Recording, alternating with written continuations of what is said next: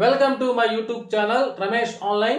AP పెన్షనర్లకు సంబంధించి treasuries and account శాఖ వారి మెమో విడుదల అనే హెడ్లైన్తో ఉన్నటువంటి వీడియోని అయితే మనం చూస్తున్నాం. చూసే ముందుగా ఫ్రెండ్స్ ఎవరైనా ఫస్ట్ టైం మన ఛానల్ని విజిట్ చేసినట్లయితే తప్పకుండా సబ్స్క్రైబ్ చేసుకోండి. అదేవిధంగా వీడియో మీకు నచ్చినట్లయితే ఒక లైక్ చేయండి. మన మిత్రులకు ఉపయోగపడుతుంది అనుకుంటే షేర్ చేయండి. ఇక విషయానికి వచ్చినట్లయితే ఏపీ సర్వీస్ మరియు ఫ్యామిలీ పెన్షన్లకు సంబంధించి director of treasuries and account శాఖ వారి మెమో విడుదల.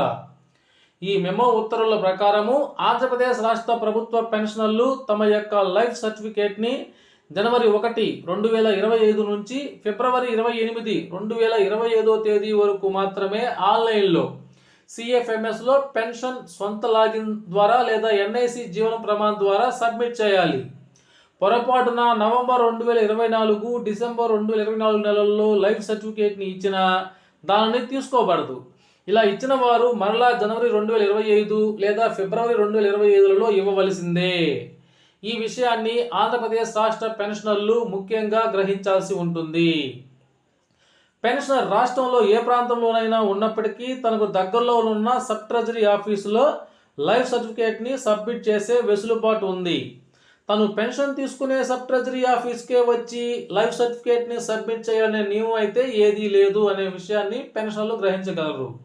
అలాగే పెన్షనర్కు ఆండ్రాయిడ్ ఫోన్ కానీ ఉన్న ఎడల దానిలో ఎన్ఐసి జీవన ప్రమాణ్ యాప్ అలాగే ఆధార్ ఫేస్ రికగ్నైజ్డ్ యాప్లను ఇన్స్టాల్ చేసుకొని ఇంటి వద్దనే లైఫ్ సర్టిఫికేట్ని సబ్మిట్ చేయవచ్చు.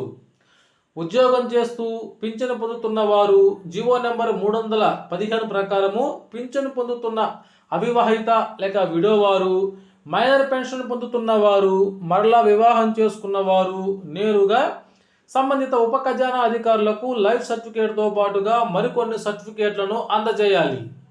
ఒకవేళ ఎవరైనా పెన్షనర్ మంచంలో నుంచి కదలలేని స్థితిలో ఉండి పై విధానాలను వినియోగించుకోలేకపోతే ఆ సమాచారాన్ని లిఖితపూర్వకంగా పెన్షనర్ వివరాలు తెలుపుతూ వారి కుటుంబ సభ్యులు ఆ జిల్లా ట్రెజరీస్ అండ్ అకౌంట్ శాఖ డిప్యూటీ డైరెక్టర్ డిటిఓ గారికి సంబంధిత ట్రెజరీ వారిని కలిసి దరఖాస్తు చేస్తే వారు లైఫ్ సర్టిఫికేట్ను స్వీకరించేందుకు తగిన చర్యలు తీసుకుంటారు.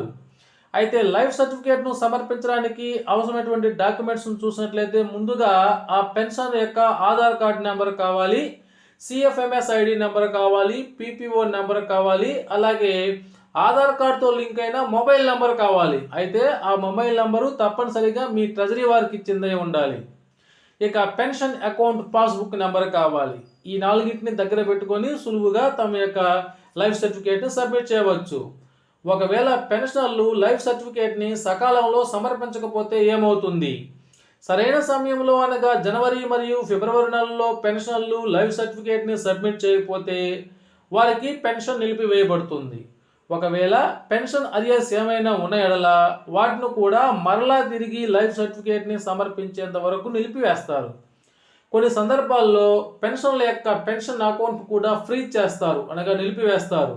వీటన్నిటిని అరికట్టాలంటే పెన్షనర్లు తప్పనిసరిగా తమ యొక్క యాన్యువల్ లైఫ్ సర్టిఫికేట్ని ప్రతి సంవత్సరము జనవరి మరియు ఫిబ్రవరి నెలల్లో మాత్రమే ఆ ట్రెజరీ అధికారులకైతే సమర్పించాల్సి ఉంటుంది. ఓకే ఫ్రెండ్స్, ఇది ఈనాటి సమాచారం మీకు నచ్చినట్లయితే ఒక లైక్ చేయండి.